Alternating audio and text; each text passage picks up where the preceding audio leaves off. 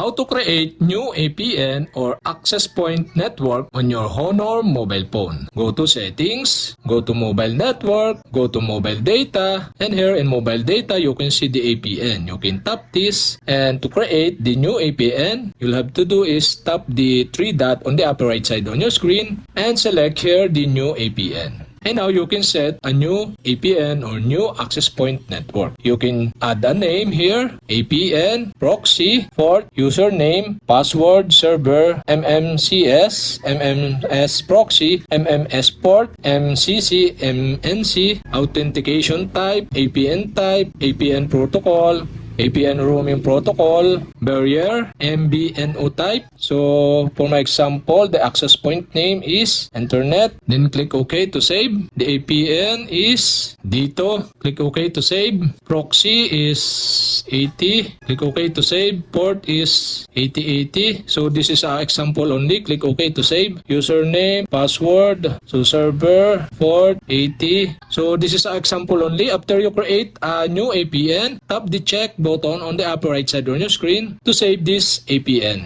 So here this new APN. You can tap this to set as a APN on your Honor mobile phone.